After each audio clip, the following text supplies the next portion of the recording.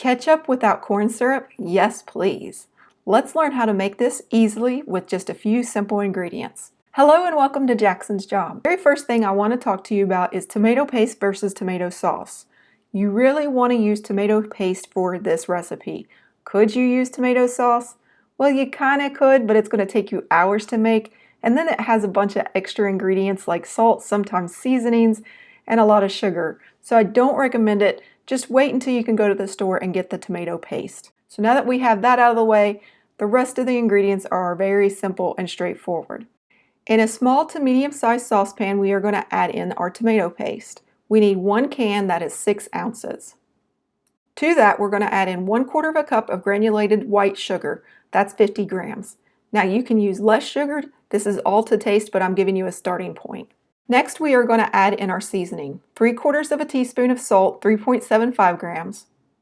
1/4 teaspoon of onion powder, 0.5 grams. And 1/4 teaspoon of garlic powder, 0.5 grams. Now, if you like, you can add more or less to taste.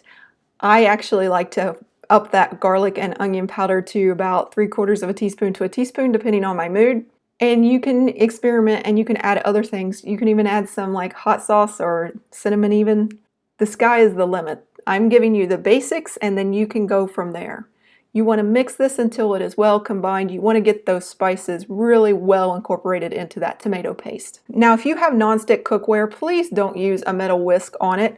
Just put this all in a bowl and then transfer it into your pan and then use the appropriate heat-proof spoon or spatula to stir this together while it's cooking. After you mix in the seasoning, it is quite thick, so we're going to thin it down a little bit so we can cook it. In no particular order, we're going to add some water and vinegar. We need 1/3 cup of white distilled vinegar, that's 80 milliliters. Yes, you can use other types of vinegar, such as pear if you're Karen, but I recommend doing white vinegar when you first start out. Then you're going to add in 1/4 cup, that's 60 milliliters of water. You want to add this in a little bit at a time and stir it, or it's just going to splash all over the place and it's not going to mix together well.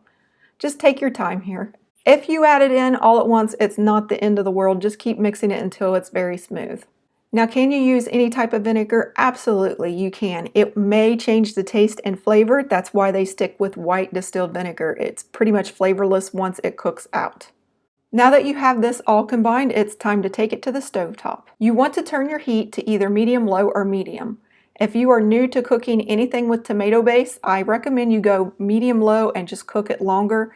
That way you don't make a mess. And I'm going to show you exactly what I'm talking about in just a few moments. Now, you cannot walk away from this while it is cooking. You want to stir this continuously until it starts to bubble. Once you start to see it heave or plop or bubble, then you're going to stir it continuously for 2 minutes more. And whatever you do, don't stop stirring. And I'm going to show you what can happen if you do, or if you walk away from this. You are going to get tomato sauce everywhere. Look how high it sprays it up in the air. It actually hit the bottom of my vent. So do not stop stirring for that 2 full minutes. Once the 2 minutes have passed, turn the heat down to low. Then you're going to take your lid pan and cover it up immediately. Every 5 minutes, carefully lift the cover and then stir it. And then replace the cover again. You're going to cook this 10 to 30 minutes or until it gets to the thickness that you like. You want to ideally reach between 180 degrees Fahrenheit, that's about 82 degrees Celsius, or no greater than 210 degrees Fahrenheit, that's 99 degrees Celsius, give or take, for about 10 minutes. So now you are going to turn off the heat, remove it from the stove, and let it cool down.